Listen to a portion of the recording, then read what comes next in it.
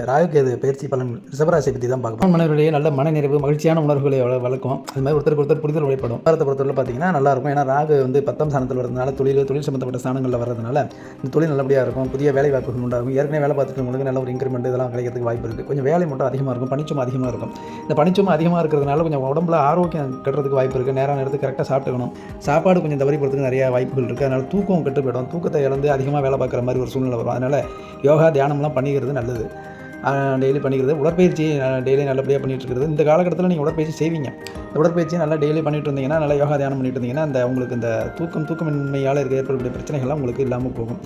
மாணவர்களுடைய படிப்பானது நல்லாயிருக்கும். கல்வி நல்லா இருக்கும்னு சொல்லுவாங்க. இது பொதுவான புரிதல். கணவன் மனைவி ஒருத்தர் விட்டு கொடுத்து போகிறது, ஃப்ரெண்ட்ஸுக்கு விட்டு கொடுத்து போகிறது, மாணவர்கள் நல்லா கவனமாக படிச்சுக்கிறது எல்லாமே உங்களுக்கு கிடைக்க போகுது. ஆனால் கொஞ்சம் ஜாக்கிரதையாக முன்னெச்சரிக்கையாக இருந்து பண்ணிக்கிறது. அதுமாதிரி பார்த்திங்கன்னா தாயார் உடல்நிலையை ஜாக்கிரதையாக பார்த்துக்கிறது. இதெல்லாம் வந்து இந்த ராகுகேது பயிற்சியில் நீங்கள் பொதுவாக தெரிஞ்சிக்க வேண்டியது. அப்போ ஏதாவது ஒரு சித்தர் வழிபாடு வச்சுக்கிறது நல்லது. சித்தரை வந்து கூப்பிடுவாங்க. உங்களுடைய குரு உங்களுக்கான அவருடைய ஆசீர்வாதம் முழுதும் கிடைக்கும். குரு ஆசீர்வாதம் கிடைக்கும். அதனால் ஏதாவது சித்தர் வழிபாடு வச்சுக்கோங்க. நல்லபடியாக இருக்கலாம்.